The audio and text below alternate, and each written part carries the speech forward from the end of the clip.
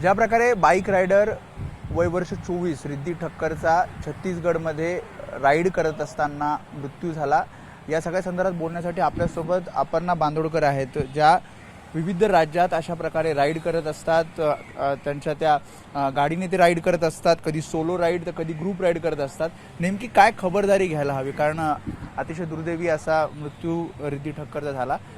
काय खबरदारी घेतात जेव्हा अशा प्रकारे नॅशनल हायवेजवर ग्रुपने असेल किंवा सोलो असेल बाईक रायडर जातात, आणि खास करून महिला? आता बघा, मी तर एक सोलो रायडर आहे, तर माझ्याप्रमाणे जी मी प्लॅनिंग करते ते मी तुम्हाला सांगू शकते. आता सर्वात अगोदर फर्स्ट स्टेप असते ती राईड प्लॅन, आयटरनरी. कारण आपण एका ठिकाणी जात आहोत, तिथले रस्ते कसे आहेत, रस्त्याची कंडिशन कशी आहेत, तिथे नियरेस्ट काही सिटी वाईज काय फॅसिलिटीज आहेत, तुमचा एअरबीएनबी, मी तर एअरबीएनबीवरती बुक करून होम स्टेज करते, ते मला खूप सेफ वाटतात. तर त्या म्हणजे एअरबीएनबी ओनरशी पण कोऑर्डिनेट करून तिथल्या रस्त्यांची थोडीशी म्हणजे थोडासा अंदाज आला ना, तर आपल्याला प्लॅनिंगमध्ये आपल्याला साधारणपणे 6:15 दरम्यान हा अपघात घडला. तर सकाळच्या वेळी जर तुम्ही अशा नॅशनल हायवेजनी जात असाल, कारण असं कळतंय की ग्रुपमध्ये ह्या होत्या, काही जण पुढे गेली होती, काही जण मागे होते आणि मध्ये रिद्धी होती. हां, बघा कसं आहे की ideally the thumb rule is start early, पण सनराईज टू सनसेट. मी तरी अंधारात, आणि ते पण अशा अननोन जागांमध्ये जेव्हा मी जाते, मी अंधारात राईड करणं हे टाळतेच. कारण आता जर सकाळी मी इथनं मुंबईवरनं निघाले पहाटे 4:30-5, मला इथले रस्ते माहीत आहेत, तर मी डॉज पण करू शकते. रोजचा रस्ता मला माहीत असतो, कुठे सरप्राईज पॉटहोल्स येतील ते आपल्याला आपण सांभाळूनच चालवतो. पण अशा ठिकाणी thumb rule is sunrise to sunset, number 1 गोष्ट. कारण तिथे अचानक रात्रीचे टायर काही पंक्चर झाला, काही ॲक्सिडेंट झाला, मेकॅनिक्स हे खूप कमी प्रमाणात तुम्हाला सापडणारच नाहीत. आणि तुम्ही जस्ट एका ठिकाणी जर रस्त्यावरती स्टँडर्ड असाल, तुम्हाला उजेड होईपर्यंतच थांबावं लागतं. म्हणून ती तर दक्षता घ्यावी लागेलच की पॉटहोल्स आणि रस्त्याचा अंदाज. त्यामुळे हे स्टे प्रोसेस म्हणजे जिथे आपण बुक करतोय तिथल्या लोकलशी एकदा बोला, त्याप्रमाणे आपले स्टॉप्स म्हणजे प्लॅन करा. जिथे जिथे proper planning is important. Just आपण असं निघालो टेक ऑफ करणं तरी मला म्हणजे सुटेबल वाटत नाही. माहिती घेतली, ट्रकनी डॅश दिला आणि त्यानंतर रिद्धी रस्त्याच्या बाजूला पडलं. मी जसं म्हटलं की ग्रुपमध्ये त्या होत्या, काही जण पुढे काही जण मागे. अशा वेळेस काय करायला हवं? कारण तुम्ही म्हणाल की सकाळ आणि संध्याकाळ याचा सगळ्याचा नियम तो पाळला पाहिजे, पण अशा प्रकारे ग्रुपनी जात असतात. हे बघा, ग्रुपमध्ये आजकाल खूप चांगल्या प्रकारचे GPS devices, helmet with Bluetooth inbuilt असे पण आलेत, जिथे जर तुम्ही ग्रुप राईड्सवरती जाल तर एकमेकांशी कोऑर्डिनेट कराल. किंवा जस्ट लाईक आपला जो सॅटेलाईट फोनसारखे म्हणजे जी रेंज असते आपल्या हेडसेटची, ती अराऊंड 1-2 किलोमीटरवाले, कधीकधी 6 किलोमीटरवाले पण मिळतात आपल्याला.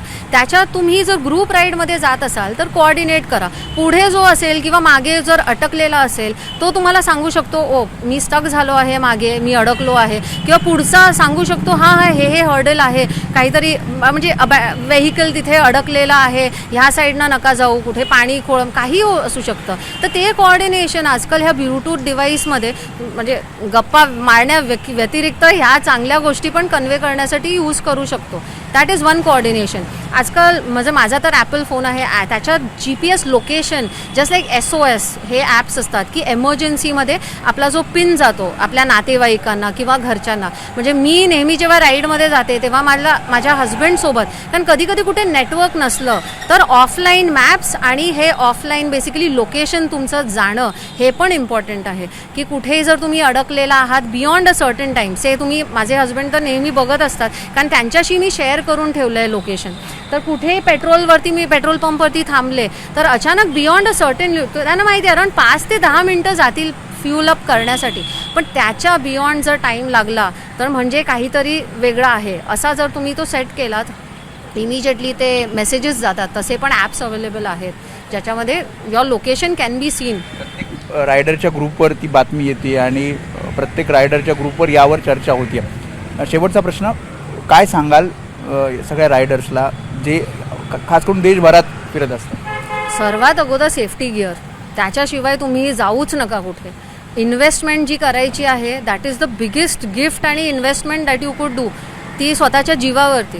कारण कसं आहे की तुमचे जर लो क्वालिटी तुम्ही हेल्मेट, कारण स्वस्त क्वालिटी पण म्हणजे जे फक्त ISI मार्क पण नसतात कधी कधी, तसे सस्ते रद्दड प्रकारचे जर तुम्ही हेल्मेट्स, तुमचे ग्लव्स पण चांगल्या प्रकारची ज्याच्यावरती रिस्ट कव्हरेज असेल, तुमची रायडिंग पॅन्ट्स जे बेसिकली त्याच्यात कॉड्युरा मटेरियल जे स्क्रेप होतील पण तुम्हाला तुमच्या स्किनला स्क्रेपपासून वाचवतील. यामध्ये असं म्हटलं जातं की रक्तस्राव जास्त झाला आणि त्याच्यामुळे जरी लवकर तिला उपचार मिळाले तरी ती वाचू शकते. हां बघा, एक आहे इम्पॅक्ट होणं, पण तो इम्पॅक्ट तुमचं जर गिअर घेत असेल आणि तुम्हाला वाचवत असेल, that is the best gear.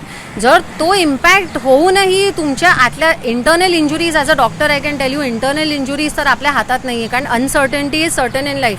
तुम्हाला जर कोणी आडवं किंवा मागणं कोणी ठोकलं, काय करणार तुम्ही? पण आपण दक्षता घ्यायला हवी की आपलं गिअर चांगल्या प्रतीचं, चांगल्या क्वालिटीचं आहे, ज्यामुळे ॲटलिस्ट जे स्किन स्क्रेप्स आणि हाडं मोडणं आणि अशा गोष्टी, काही काही गार्ड्स असतात आपले, shoulder guards, forearm guards, elbow guards, spine guards असतात, असं आर्मर जर असेल तर ॲटलिस्ट इम्पॅक्ट कमी प्रमाणात होईल. आणि मेजरली आपली जी मोटरसायकल आहे, चॉईस ऑफ मोटरसायकल ऑल्सो, जी आपल्या मन्युअरिंग करण्यासाठी ना आपलं एक टेक्निक असतं, स्किल असतं.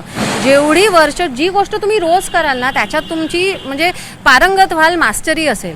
पण फायनली अशा गोष्टी तर अनअवॉइडेबल आहेत, पण त्यावेळेस जेव्हा तुम्ही अशा कंडिशनमध्ये सावरणं स्वतःला, ती स्किल असते. कारण काही प्रमाणात तुम्हाला जो इम्पॅक्ट मिळतो त्या इम्पॅक्टमध्ये तुमची मोटरसायकल हादरणार, तुम्ही उसळलात तर gear will take care of whatever म्हणजे इम्पॅक्ट आहे. But secondly is also the motorcycle. ये लोहा हमें बचाता है, सिम्पल. कारण ह्याला जो इम्पॅक्ट होईल, ही सावरेल, हा मेजर इम्पॅक्ट घेईल, तुम्ही तुमचं हँडल बारला किती ग्रास्प करून असाल आणि स्क्रेप व्हाल, तर दॅट्स अनसर्टन. पण ठीक आहे, जेवढं होईल तेवढी दक्षता गिअरची घ्या. शूज घ्या, शूज जे पूर्ण शिन गार्ड्स असतात, आजकाल चांगल्या प्रतीचे म्हणजे गार्ड्स पण आहेत जे तुम्हाला मोबिलिटी देतं, पण आतले तुमचे जे जॉईंट्स आहेत ते वाचवतील, फ्रॅक्चर्सपासून पण वाचवू शकतात. त्यामुळे ज्या प्रकारे जसं मी आधी सांगितलं की सगळ्या रायडर्स ग्रुपवर ही बातमी जशी येते तशी हळहळ व्यक्त केली जाते, कारण वय अगदी 24 वर्ष या रिद्धीचं होतं आणि त्यामुळे काय नेमकी खबरदारी रायडर्सने घ्यावी ही माहिती आपण घेतली. कॅमेरामॅन मनोज जयस्वाल समी, वेदांतने, ABP माझा, मुंबई.